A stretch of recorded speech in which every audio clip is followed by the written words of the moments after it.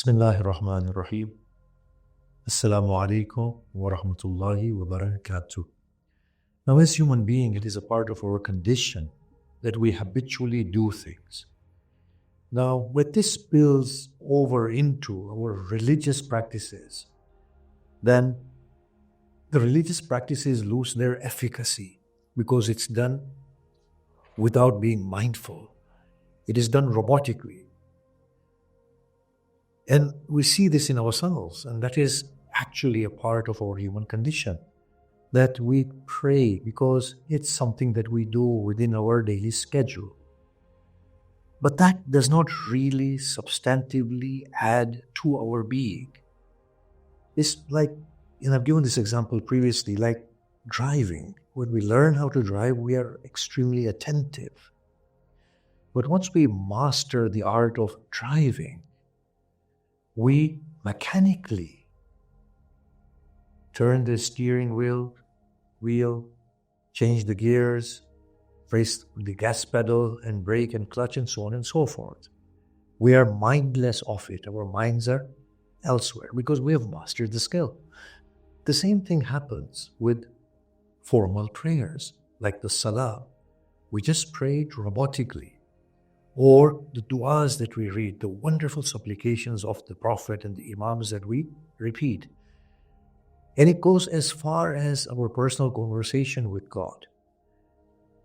On the first occasion, we might be thinking of what we are saying. But when done continuously, it becomes a mechanical, robotic performance of a conversation. It's a formal thing that we do. Now, what that does is, it reduces, if not totally diminishes, the value of devotion and reaching out to God. Devotion is supposed to substantively add to us in making us complete, beautiful, perfect beings, allowing the image of God to emerge through us. You see, in my younger days, I used to read these verses. And when I read them for the first time, I thought, are there such people? The second time I read those verses in my teens, I said, yes, I have seen such people. The third time when I read it, I said, oh, it's actually talking about me. Now, when you look at those verses, those people who are overwhelmed with whatever good they have done, but it is like dust gathered upon the surface of a polished sort of a rock. Now, it's talking about people who give charity in order to impress people, but not through care of other people or for the sake of God.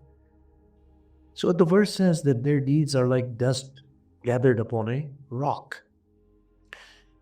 As soon as they turn to retrieve whatever they have amassed, a gust of wind comes and it blows it all away. And they're left with a surface of rock and nothing upon it. It's a very symbolic type of an analogy. It's saying that there is nothing in there. Now, I often look at myself, and it says, as a young man, I used to be afraid of situations, not having confidence in God, and would make pacts with God. But after so many years, my heart is still gripped with fear. So how has my devotion to God assisted me? I've lived for so many years. I've been breathing, I've been walking, I've been sustained. For all those years He's looked after me.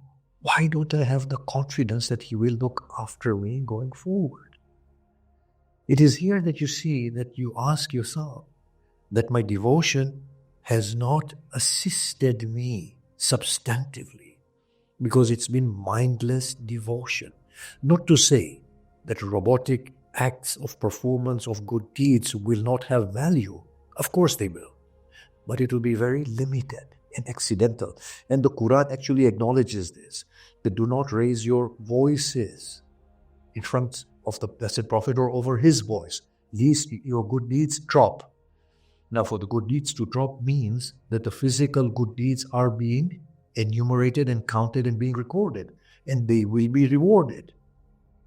But if a person is immersed in a good state, then that good state cannot be removed or dropped. So that shows that the formal deeds, when people pray 100 rakat and whatever else they do, and commendable, that will be rewarded. But if it's done mindlessly, then those acts will carry very limited growth facets.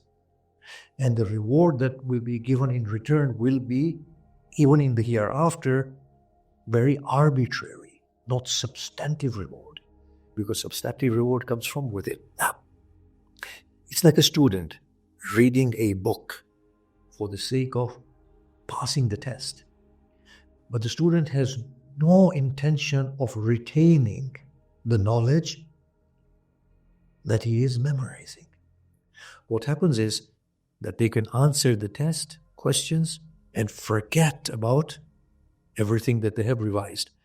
What that does is the test is passed, but it hasn't added to them substantively. So in the future, when they go ahead in their lives, that knowledge will not constitute a part of their knowledge base, and they will never be able to make reference to it and use it in the future.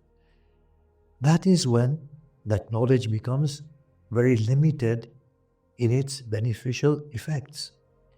So if you look at the Quran talks about substantive effects of devotional actions. It says that prayers ward you away from indecency and things that are reprehensible. Now that is not an outer effect, that's an inner state. It increases you substantively. Fasts make you God conscious, that you become mindful of God, that God is there, present with me. So when a person fasts, naturally, their actions are modified. They're made into better, mindful actions. They would not readily utter things that are unbefitting, or think things that are unworthy, or not to be unkind, or be unkind. They would repel these negativities from them and become better. So the Prophet was asked by a person, how do I know that my prayer has been accepted? He said, well, if you feel like a better person after your prayer, then it has been accepted. So that is the whole thing about devotions, that devotions are supposed to add to us substantively, not just arbitrarily. Now, look at the amazing thing that happens to the community of the faithful, who through their complacency feel that through their devotion they are within the parameters of safety.